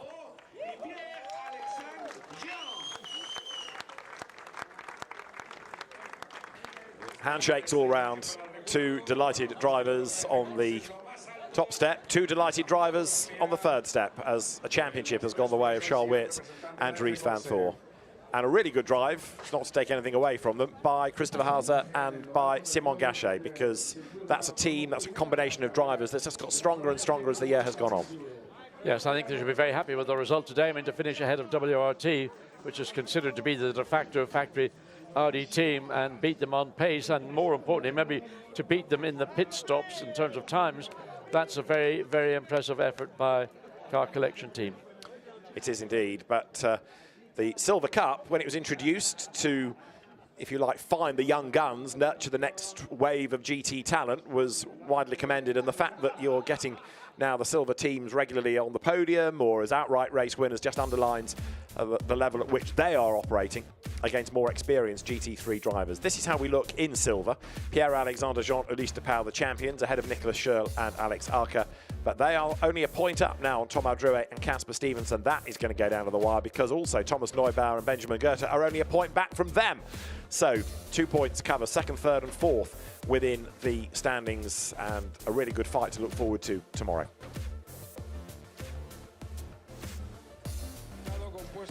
So we've had Pierre-Alexandre Jean and Ulysse Depau on the podium. They will be back because now, as the next to the podiums is called forward, Casper Stevenson and Thomas Drouet step forward for third in silver. Then there you have the Audi drivers Thomas Neubauer and Benjamin Goethe for second from Team WRT. And again, back to the top step, because they win the Silver Cup, of course, as well as winning outright, are Pierre-Alexandre Jean and Ulysse Depau.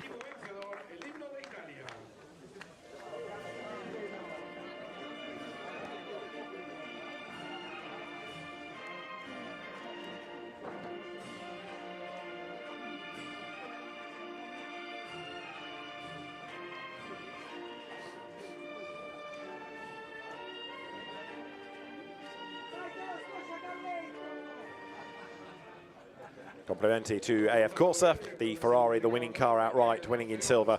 And again now trophies to be presented. You've got to feel a bit for Raffaele Marciello, haven't you, John? 1 place away from being able to push this down to the wire tomorrow. And you feel for Raffaele Marciello, but I wonder, poor Timor Bogoslowski, what's he feeling? Because he was the person who took part in qualifying, didn't get the kind of position that they needed to have a chance to go and take this championship battle through to tomorrow's 1 hour sprint race. So I suspect he's the one that's walking around wondering, well, did I let myself down? Did I let my team down? Well, there the trophies presented. Drivers on the podium. And so the AF Corsa team with a lot to celebrate, and another race to come tomorrow. It's going to be fascinating to see what grid we end up with. You can expect Raffaele Marciello to be up near the front, so it might be that even though they don't win a championship, he and Timor Bogoslowski could win the last race. There to the Silver Cup top two are the sets of Pirelli tyres, one of the subsidiary awards within Fanatec GT. And there is champagne to be sprayed and one more podium to come, of course, for Pro-Am. Let's just have a look at the points in Pro-Am. Champions, Miguel Ramos and Dean McDonald, with Andrea Bertolini and Louis Maciels now second, but they're only 3 points ahead of Cedric Sprazzuoli, who's 1.5 points up on Patrick Krupinski and Christian Kleen. So again, for second and third and fourth, there are battles to be resolved tomorrow when we have that final race of the season underway. So Charles Weerts and Dries van Thor take the championship here in Valencia. Great racing that we have enjoyed. And from John Watson, Gemma Scott and David Addison, we will see you tomorrow for race 2.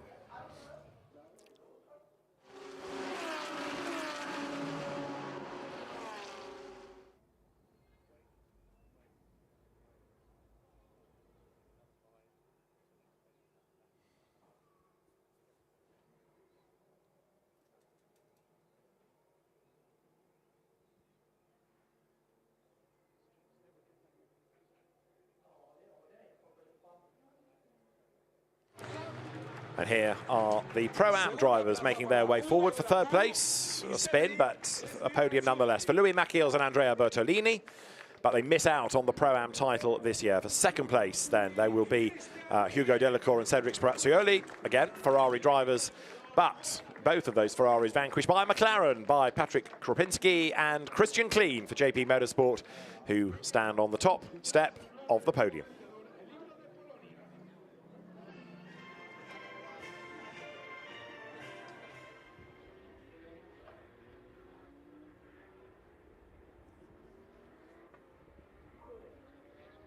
So the JP Motorsport team taking honours, and a very good effort it has been. Patrick Krupinski getting quicker and quicker as the season has gone on.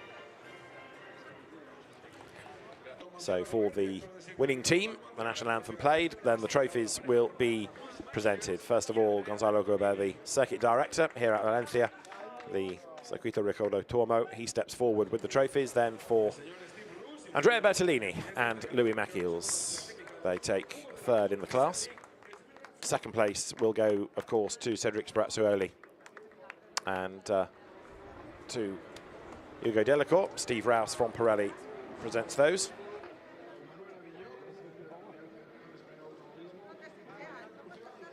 And then the winning team, JP Motorsport, will receive its trophy, and the winning drivers will receive theirs. So it'd be great to see, wouldn't it? Christian Kleen fighting for an outright win, but putting behind the wheel of that McLaren, and he doesn't half fly. It's been a progress. Look, McLaren, the 720S, has certainly come forward, and at different points during the season, whether it was the Garage 59 or the JP Motorsports cars, they've shown either great straight line speed or good lap speed, and maybe it takes another season for them to get to the position where they can start challenging on a regular basis for top podium steps. So the drivers with the trophies, champagne about to be sprayed. It's a rather soggy podium now. In fact, one or two, Christian Kleen amongst them, not that bothered about getting wet. So there's not a huge amount of champagne spraying. Patrick Krupinski does join in. Let's look at the highlights then of the first of the two races of the weekend. It all began with the cars about 6 abreast down towards turn 1, and Pierre-Alexandre Jean, the man that led the way as they swung out of the first corner, one or two others being forced to run out wide, and Adrian Delina's Porsche was amongst them, and we also had Gilles Magnus going wide in the red Audi. But by the end of the lap, we were one car down. Off the road had gone Adrian Delina, and his Porsche was decidedly battered. That brought out the safety car, and it's given Dynamic Motorsport quite a big job to do overnight. And then the sister car got in strife as well, turning around Petru Mărescu, being tagged by it again and having a punctured tyre. So we'd already had to go safety car to get one Porsche out of the way, but on the restart, Ulysse de Pauw pushed on in the Ferrari and built up quite a gap. The pit stop, though, wasn't the fastest, and they ended up keeping the lead, but a reduced margin over the Audis as more battles raged on. And then we had another interruption triggered by the Mad Panda Mercedes being off into the tyre barrier. Raffaele Marciello was trying to push his way forward. He needed to be in the top 6 to keep championship hopes alive. In the end, he got 7th, so near and yet so far. The car, of course, having had a 3-place grid drop. Timor Bogoslowski done for blocking in qualifying. So, a race win for Elise de Pauw and Pierre-Alexandre Jean. A title for Dries van Thor and Charles Weerts. We'll see you tomorrow. From Gemma Scott, John Watson and David Anderson, goodbye.